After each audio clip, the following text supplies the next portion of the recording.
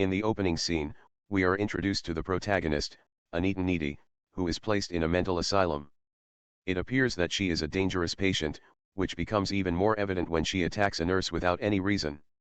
Anita is tossed into a dark cell as punishment, and during her time there, she recounts all the events of her past life.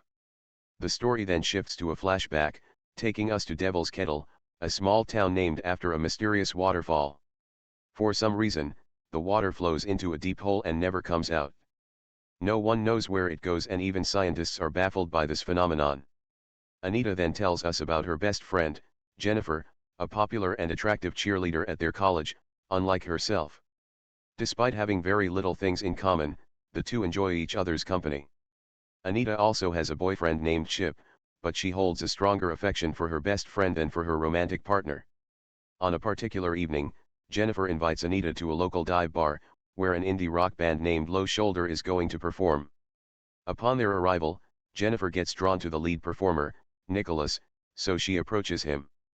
The two then chat for a while and Jennifer is sent to get some drinks. While she is away, Nicholas approaches his bandmates and discusses Jennifer's virginity, saying she will be perfect for their project. Anita, who overhears their conversation, feels weird and later shares it with her best friend. However, Jennifer doesn't pay much attention to it. Soon after, the band starts their performance, and everyone begins to enjoy themselves. However, a sudden electrical short circuit causes a fire that rapidly spreads throughout the bar. Chaos ensues as people scramble to save their lives. Amidst the commotion, the two friends manage to escape through a bathroom window. Surprisingly, the band members are already outside, acting in a relaxed manner as if nothing happened. They talk for a while and out of the blue, Nicholas asks Jennifer to join them. The whole thing creeps Anita out, but Jennifer agrees without any hesitation. She even ignores her best friend and gets into the guy's van. After they drive away, Anita returns home and immediately contacts her boyfriend, sharing all the details of the incident with him. In the middle of their conversation, Anita is startled by the sound of the doorbell, intensifying her fear. She slowly proceeds downstairs and opens the door, but discovers nobody outside. With a sense of unease, she returns to her room, but then hears noises coming from the kitchen. Anita goes to investigate the source, only to find Jennifer, completely covered in blood. To make matters more creepy, she lets out an evil smirk.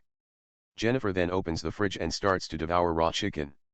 Just then, she screams at the top of her lungs and vomits a trail of dark fluid. It appears as if she has been possessed by some sort of devilry. The whole scenario is too much for Anita to handle, so she attempts to call for help, but Jennifer quickly pins her against the wall. She then prepares to bite Anita's neck, but something takes over her and she suddenly runs away from there. The following morning at school, Anita appears disturbed, unable to shake off the events of the previous night. She also worries about her best friend, but much to her surprise, Jennifer appears in a completely fine state and dismisses Anita's concerns.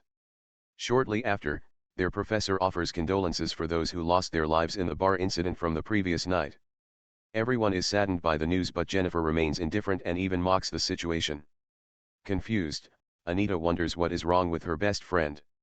She knows that her behavior has something to do with the Low Shoulder band.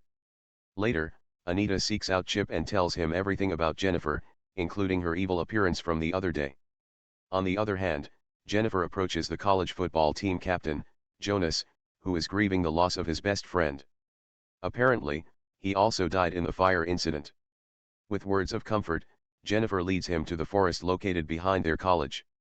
Once there, she begins to seduce him, while several birds and animals mysteriously start surrounding them.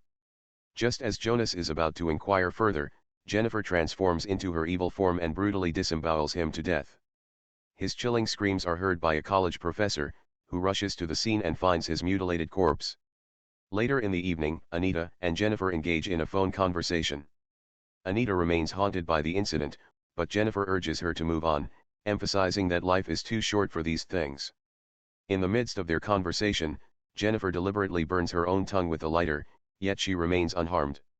Just then, Anita is called by her boyfriend, who shockingly informs her about Jonas's murder, making her even worried. Meanwhile, Low Shoulder gains a lot of popularity due to the false rumors that they saved a lot of people during the fire. Hundreds and thousands of people start requesting them for a concert, and a charity appearance at the local school is finally confirmed. Following this, the movie cuts to 1 month later. The locals, including Anita, are finally able to smile again and move on from the tragic incident. However, Jennifer appears lethargic, weary, and unwell. One day, after class, she and Anita are walking down the hallway when a classmate named Colin asks her out on a date. Surprisingly, Jennifer accepts the invitation and texts him her address, inviting him to her place.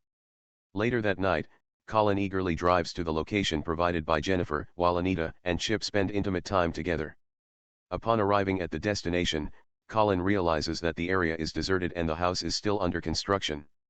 Despite this, he enters the house and encounters Jennifer, who momentarily startles him from behind.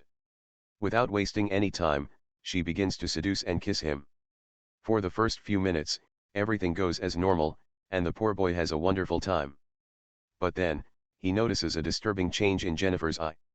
Colin tries to run away from there, but the evil girl once again transforms into her monstrous form and mercilessly kills him. She even drinks his blood in a sadistic manner. Meanwhile, Anita, who is in the middle of romance, suddenly starts hallucinating. She sees Jonas's spirit on the couch and blood dripping from the ceiling. This unsettling experience terrifies her, leading her to abruptly leave Chip's place and drive away. However, it is not the end of her worries, as she almost runs over Jennifer, who is drenched in blood. Filled with panic, Anita rushes back home and locks herself in her bedroom. Attempting to calm her disturbed mind, she lies down in bed. However, to her dismay, she finds Jennifer present in her room, appearing normal once again. This perplexes Anita, leaving her unsure of what is happening. And before she can even react, Jennifer unexpectedly kisses her on the lips, intending to help her relax. Following these events, Jennifer reveals a shocking truth: Low Shoulder, the band from the bar fire incident, had taken her to the same mysterious waterfall and offered her as a virgin sacrifice to Satan in exchange for their fame and fortune. She further claims that despite the success of the sacrifice, she did not die because she was not truly a virgin. However, Jennifer explains that she never became normal because she was permanently possessed by Satan. After the incident, she remembers waking up unharmed, even after being stabbed by the band members several times. Jennifer then reveals that as she made her way back home, she felt extremely hungry. So, she devoured her first victim, a foreign exchange student who was believed to have died in the fire. After explaining all this, Jennifer mentions something even more shocking. On that fateful night, she planned to eat Anita as well, but at the last second, she had a change of mind as she still had feelings for her best friend. Jennifer goes on to explain that after feeding, she exerts extra strength and can endure virtually any injury without experiencing pain. To demonstrate this, she deliberately cuts her hand and makes a large wound. But it heals itself in just a matter of seconds. Overwhelmed by the horrifying revelations, Anita asks Jennifer to leave. The latter complies and jumps off the second-floor window, which is around 13 feet above the ground. In the next scene, Anita begins to conduct paranormal research so that she can learn more about the unsettling events as of late. For this, she goes into the cult section of her college library, and starts reading books about occult and virgin sacrifices to Satans. After a lot of research, she finally learns that her best friend is actually a succubus, a supernatural being that feeds on flesh. These beings can only be killed when they are hungry and weak. Following this, Anita shares her findings with her boyfriend, Chip, hoping for understanding and support. Unfortunately, he dismisses her claims and suggests that she may need mental assistance. As the two continue chatting, a sudden realization hits Anita, prompting her to break up with her boyfriend. The reason is simple: she knows that being close to him can potentially endanger his life. That's not all, Anita even forbids him from attending the upcoming college program. However, Chip angrily disregards her warnings and walks away. On the day of the college program, Anita anxiously awaits Jennifer's arrival, determined to keep a watchful eye on her. Meanwhile, Jennifer intercepts Chip, who is on his way to attend the program. She cunningly makes up a story, saying that Anita was having an affair with Colin. After this, she leads him to an abandoned pool, using the same seductive tactics she has used to kill her previous victims. Back at the program, Anita grows increasingly concerned when Jennifer does not arrive for a long while. When she can't take it any longer, she rushes to Chip's house to check on him, but learns that he has already departed for the program. Worried that something bad has happened, Anita starts looking around the area, and eventually reaches the abandoned pool, where she sees Jennifer eat her boyfriend alive. Alarmed, Anita jumps into the pool without thinking twice and starts battling her best friend. She uses pepper spray on Jennifer, but this only angers the latter. Jennifer, with vengeance in her eyes, closes in on Anita, preparing to land the final blow, but a wounded Chip summons the last of his strength and impales Jennifer with a pool skimmer. This causes her to lose a lot of blood, making her weak. She then retreats from the scene, realizing that she is vulnerable now. Following this, Anita rushes to her beloved Chip and cradles him in her arms. The two have a heart-touching conversation before he closes his eyes and passes away. Anita, who is now heartbroken and filled with rage, prepares herself to a path of vengeance. In the middle of the same night, she breaks into Jennifer's bedroom through the window and starts attacking her. A fierce fight ensues between the two, but Jennifer gains the upper hand by sinking her teeth into Anita's shoulder. Despite this, our protagonist doesn't stop and she keeps on fighting with all she has got.